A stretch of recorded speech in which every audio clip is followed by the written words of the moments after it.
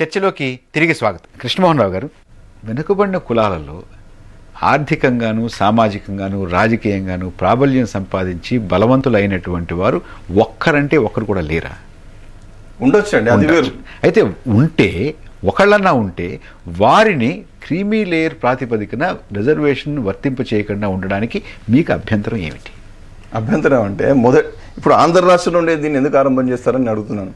Muralidhar Rao commission 2 దశాబ్దాల క్రితం ఈ రాష్ట్రంలో 25% రిజర్వేషన్ సరిపోవడం లేదు, 44% బీసీలకు రిజర్వేషన్ పెంచండి అని చెబితే దాన్ని అమలు చేయడానికి లేదు. లేదా ఇంకా అనేకమైన కార్యక్రమాలు ఈరోజు విద్యార్థులు రోడ్డు మీద పడి మాకు కావాల్సినటువంటి స్కాలర్షిప్లు పెంచమని అడుగుతున్నారు. దానికి సంబంధించినటువంటి చర్యలు తీసుకోరు. కానీ వీళ్ళంతా సంపన్న వర్గాలయ్యారు, వీరు క్రిమిలేయర్ పరిధిలోకి వస్తారు కాబట్టి వీళ్ళందరినీ తొలగించాలనేటువంటి ఒక వ్యతిరేక చర్య ఎందుకు తీసుకుంటుంది? ఈ ప్రభుత్వానికి అవసరం ఏమొచ్చింది? ఈ అనవసరమైనటువంటి వివాదాన్ని ఎందుకు తెచ్చుకుంటున్నారు అని చెప్పేసి ఇప్పుడు వారు తర్కాన్ని ఉల్లంఘించటంలా, కానీ వారిలో ఉన్నారని అంటున్నా కూడా కాదని ఎందుకంటున్నారంటే వాళ్ళలో ఒక భయాందోళన ఉంది. ఈ మిషన్ మీద అసలు వెనుకబడిన వర్గాల వారికి అన్యాయం జరుగుతుందేమో, వారికి వచ్చేటువంటి అవకాశాలు రాకుండా పోతాయేమో అనేటటువంటి ఒక భయాందోళన వారిలో. అటు జరుగుతుంది. ఇప్పుడు గవర్నమెంట్ ఒక మార్గదర్శక సూత్రాలని నిర్ణయిస్తారు ప్రతి దాని క్రిమి లేయర్ని ఐడెంటిఫై చేయడానికి, వీరు అని చెప్పడానికి.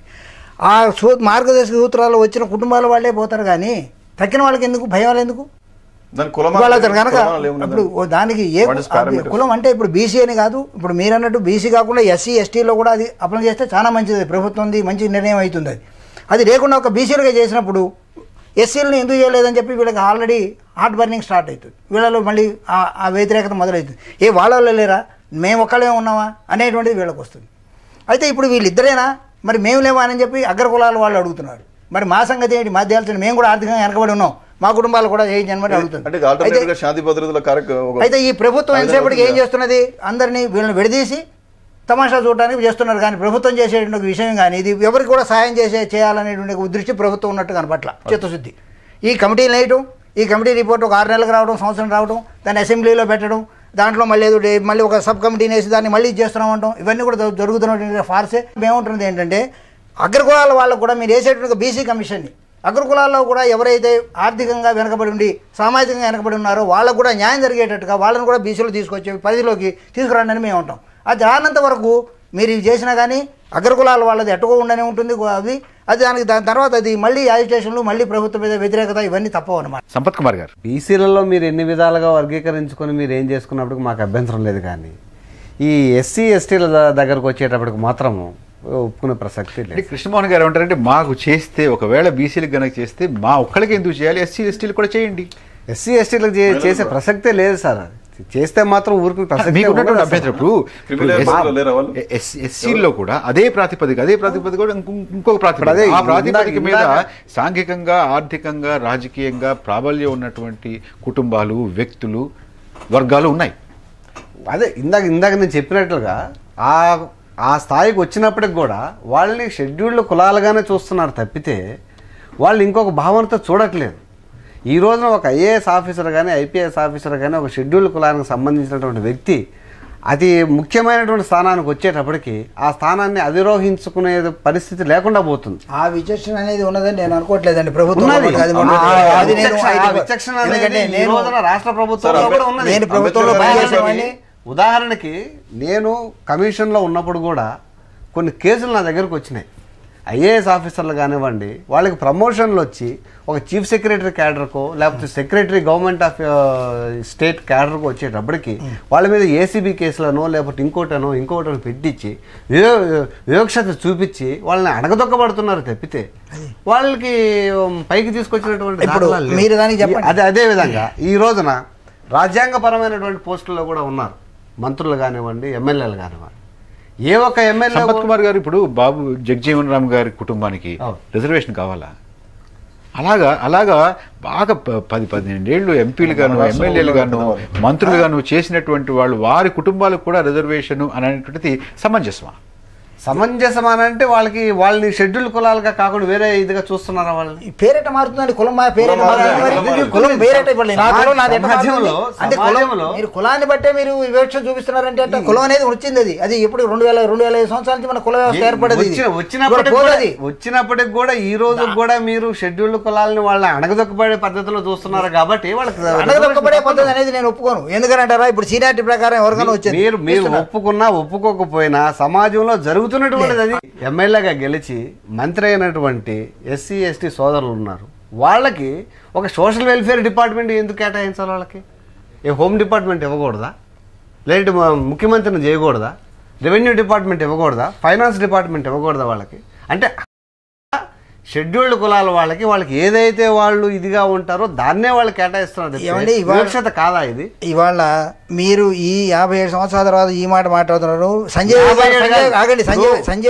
కాదండి, ఇంకొక 50 సంవత్సరాలు వచ్చినా ఈ పరిస్థితి ఇదే విధంగా మారిన తర్వాత అప్పుడు మీరు చెప్పండి. ఇప్పుడు సంజయ్ గారు ముఖ్యమంత్రి అయినారండి, ఆ రోజున ఎవరు అడ్డుకున్నారు? ఏమంటారు కృష్ణమోహన్ గారు?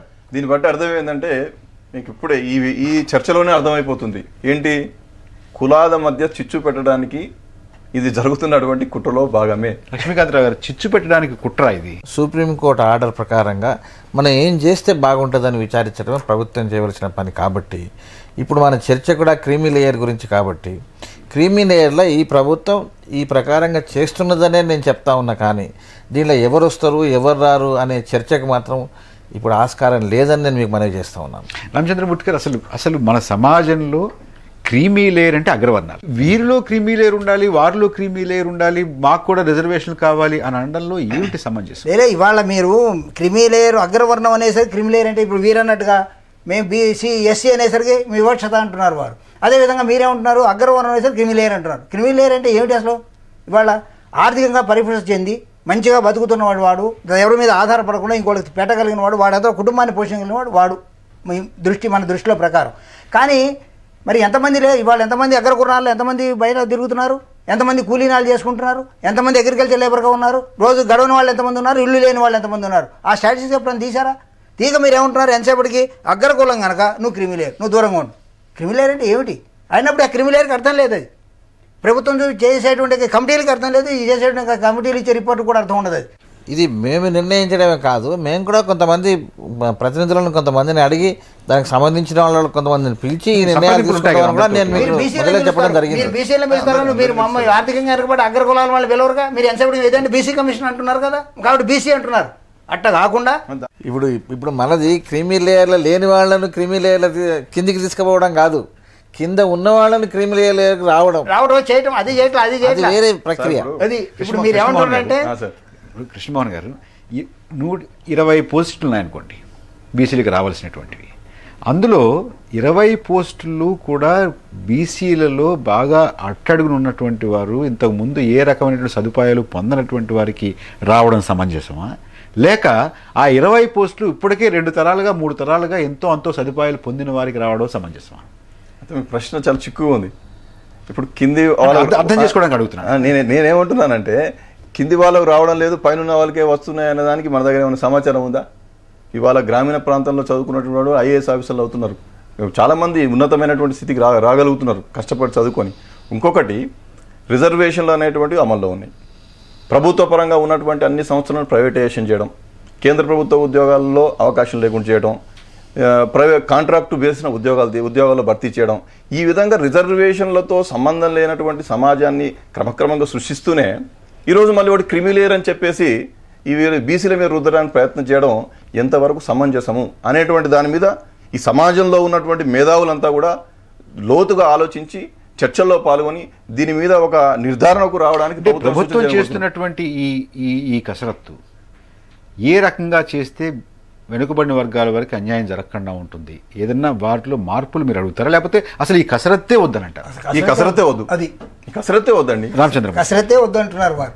కసరత్తే వద్దంటే ఏంటనమాట, ఎవరికైతే రిజర్వేషన్స్ ఇచ్చి ఇప్పటిదాకా మనం వాళ్ళందరికీ మనం అన్ని ఏర్పాట్లు చేస్తున్నామో వాళ్ళనే పైకి రానియండి, లేని కుటుంబాలు లేని కులాల వాళ్ళు ఎవరైతే ఉన్నారో వాళ్ళు అణగారిపోనియండి, దానికి సంబంధం లేదు. ప్రభుత్వానికి మీరు ఇచ్చేటువంటి సూచన సలహా? ప్రభుత్వానికి నేను చెప్పే సలహా ఒకటేనండి, ఇప్పుడు వేసేటువంటిగా ఈ క్రిమీ లేయర్ ఐడెంటిఫికేషన్ అనేటువంటి దానికి ఒక కమిటీని వేస్తున్నారు కనుక ఈ కమిటీ ఏంటంటే ఒక బీసీస్కు ఒక ఎస్సీసు ఎస్టీస్ అనే దాన్ని పెట్టకుండా ఉన్నటువంటి అన్ని కులాల్లో ఎవరు క్రీమీ లేరు, ఎవరు లేని వాళ్ళు ఎంతమందికి మనం సహాయం చేయాలా అనేటువంటి దానికి వాడు నిర్ణయించాల్సిన అవసరం చాలా ఉన్నది. లేకపోతే ఈ అన్రెస్ట్ అనేది ఇట్లే కంటిన్యూ అవుతుంటుంది. తర్వాత దీని మీద ప్రభుత్వ వ్యతిరేకత ఇంకా పెరుగుతుంది. ఈ తర్వాత ఇది ఉద్యమాల కింద మారుతుంది. సంపత్ కుమార్ గారు, వెనుకబడిన తరగతులకు వాళ్ళు చేసుకుంటే అభ్యంతరం లేదు, కానీ ఎస్సీ ఎస్టీలకి చేస్తే మాత్రం ఇది చాలా అభ్యంతరకరమైన పరిస్థితి ఏర్పడుతుంది. లక్ష్మీకాంతరావు గారు, ఈ క్రీమీ లేయర్ అనే దానికి కనుక మనం తీయకుంటేనే అసలు వ్యతిరేకత వచ్చే అవకాశం చాలా ఉన్నాయి. వెల్త్ ట్యాక్స్ కట్టేవాళ్ళు అన్నాం. వెల్త్ ట్యాక్స్ కట్టేవాళ్ళు ఎవరైనా ఉంటే దాంట్లో ఎంత వెల్త్ ట్యాక్స్ కట్టేవాళ్ళు అనేది కూడా ఒక నిర్ణయం జరుగుతుంది. వాళ్ళని మనం వద్దంటా ఉన్నాం. అయ్యా మీరు పైకి పోండి, మీరు ఇప్పుడు ఓసీల కేటగిరీకి దాదాపు వస్తూ ఉన్నారు, మీరు బీసీలలో ఉంటే ఇంకా కింద ఉన్నవాళ్ళు కూడా ఎదిగే అవసరం ఉన్నదని చెప్తా ఉన్నారు. దీనికి పెద్ద ఇంత మనం భయపడి ఇదేదో చాలా పెద్ద ఉద్యమానికి దారితీస్తుందని మాత్రం మేము అనుకోవడం లేదు. అట్లా భయపడే అవసరం కూడా లేదు నేను మీతో చెప్తా ఉన్నాను. మన సమాజంలో కులం అనేటటువంటిది ఔన్నత్యానికి వెనుకబడితనానికి ప్రతీకగా ఉండడం అనేటువంటిది చాలా దురదృష్టకరం. మన చేతుల్లో మన పుట్టుక లేదు. మనం ఏ తల్లి కడుపును పుడతామో ఏ తల్లి కడుపును పడతామో అనేటువంటిది మన చేతుల్లోది కాదు. అయితే మనం సమాజంలో అనుభవించేటటువంటి సదుపాయాలు కానీ ఆ సదుపాయాలు నిరాకరించేటువంటి పరిస్థితి కానీ మనం కులం మీద ఆధారపడి ఉండడం అనేటువంటిది చాలా దురదృష్టకరమైనటువంటి విషయం. దీని గురించి సమాజంలో చాలా లోతైనటువంటి చర్చ జరిగిన తర్వాత ఎవరికి ఈ రకమైనటువంటి సదుపాయాలు కావాలి, ఎవరికి ఉండాల్సినటువంటి అవసరం లేదు, ఇందులో ప్రవేశమే కాకుండా నిష్క్రమణ కూడా ఉండాల్సినటువంటి అవసరం ఉన్నదా అనేటటువంటి దాని గురించి విస్తృతమైనటువంటి చర్చ జరగాలి. ఈ చర్చని ఇంతటితో ముగిద్దాం. రేపు మరొక ముఖ్యమైనటువంటి అంశం మీద చర్చతోటి ప్రతిధ్వని కార్యక్రమం మీ ముందుకు వస్తుంది. నమస్కారం.